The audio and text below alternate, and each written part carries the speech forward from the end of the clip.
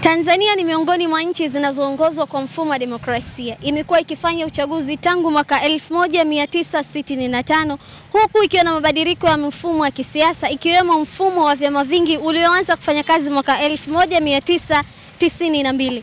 Mimi ni Zaituni James Gala. Hii ni Jahazi TV. Safiri nasi tuangazie ripoti fupi kuhusu uchaguzi mkuu wa mwaka huu 2025. Tanzania inajiandaa kuelekea katika uchaguzi mkuu utakaofanyika tarehe 29 Oktoba mwaka 2025 huku mamilioni ya watu wakiwa wamejiandikisha katika kushiriki kuwachagua viongozi watakaoongoza kwa miaka 5 ijayo. Tume Huru ya Taifa ya Uchaguzi NEC imethibitisha kuwa ipo katika maandalizi ya mwisho katika kuelekea uchaguzi huu huku zaidi ya watu milioni 37.6 wakiwa wamejiandikisha kushiriki uchaguzi huu. Uchaguzi wa mwaka huu utahusisha wananchi kuchagua rais wa Jamhuri ya Muungano wa Tanzania, wabunge wa Bunge la Taifa pamoja na madiwani wa halmashauri katika mikoa yote ya Tanzania bara.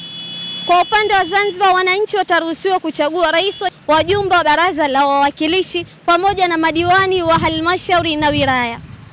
Tume Huru ya Taifa ya Uchaguzi NEC imesisitiza watu kujiandikisha pamoja na kuhakiki majina yao katika daftari la kudumu la kupiga kura na kushiriki uchaguzi kwa amani. Aidha, Rais wa Jamhuri ya Muungano wa Tanzania Dr. Samia Suluhu Hassan ametoa rai kwa wananchi kushiriki katika uchaguzi kwa amani, akisisitiza kuwa uchaguzi sio jambo la vita bali ni tendo la kidemokrasia. Tunakwenda kwenye uchaguzi mkuu kwenye nchi yetu. Ninawaomba sana twende tudumishe amani na utulivu. Uchaguzi si vita, uchaguzi ni tendo la kidemokrasia. Ni watu kwenda kwa utaratibu uliowekwa, kuweka kura zetu, rudi nyumbani, katulie ili nchi ibaki salama. Kwa uchaguzi wa mwaka huu unaelezwa kuoneza kuwa kihistoria kutokana na idadi kubwa ya watu waliojiandikisha katika kushiriki uchaguzi huu, huku idadi kubwa ya wanawake waliochukua fomu za kuwania nafasi mbalimbali ikiwemo udiwani pamoja na ubunge. Kwa upande wa wananchi wameeleza namna wanavyoelewa kuhusu uchaguzi, namna walivyojiandaa katika siku ya kupiga kura pamoja na matarajio watakayokuwa nayo kwa wale watakaowachagua. Kwa kawaida yangu nitapiga kura yangu. Kichinjio changu ninacho. Kama kawaida ikifika muda naenda kupiga kura. Kwa sababu kupiga kura, mimi najua kupiga kura ni haki yangu.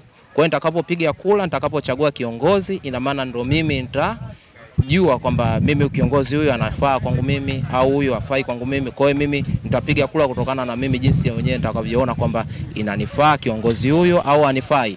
Sera zake je, zimenilizisha au hazijanilizisha.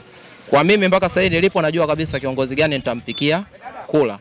Kura ni siri yangu kweli na matarajio makubwa kwa rais wetu wa baadaye. Atafanya mambo makubwa zaidi ya haya tunayoyaona au tunayofikiria kwa maisha ya baadaye, kwa sababu sisi ni vizazi vijavyo. Kwa hiyo tuna matarajio makubwa, mambo tunayaona, mabadiliko yanabadilika tunayaona. Hilo tu. Kuelekea kwenye uchaguzi tarehe 29 nimejiandaa vizuri nikiwa kama kijana na nahitaji kuchagua kiongozi aliyekuwa bora. Kwa hiyo niko vizuri. Una matarajio gani kwa kiongozi ambaye utamchagua ingawa kura ni siri yako? Matarajio ni makubwa kwa sababu huu ni msimu wa uchaguzi na sera za viongozi tunazisikia na kila mtu nadhani ana haki ya kuchagua kiongozi ambaye anahisi ni bora. Kwa hiyo kwa mimi hapa matarajio yangu ni mazuri kwa kiongozi ambaye nitakayeenda kumpigia tiki. Kwa kweli namshukuru Mungu, nimejiandaa vyema. Tunasubiri Oktoba 29 tukampigie Mama Samia kura. Matarajio yangu mimi ni mazuri, najua watafanya kazi yao kwa sababu ni wajibu wao, na wanavyoongea vitu sio kwamba hawatatekeleza. Utekelezaji watatekeleza. Sisi nawaombea tu wapite salama, wazidi kutengeneza nchi yao vizuri. Mambo muhimu ya kuzingatia siku ya kupiga kura ni kuwahi katika kituo ukiwa na kadi halali ya kupiga kura inayotambulika na serikali, kusikiliza maelekezo ya wasimamizi pamoja na kuheshimu mawazo ya wengine, pia kutokujihusisha na vitendo vyovyote vya kuvunja amani katika maeneo ya kupigia kura. Ulikuwa nami Zaituni James. Hii ni Jahazi TV. Wakati mwingine, kwa heri.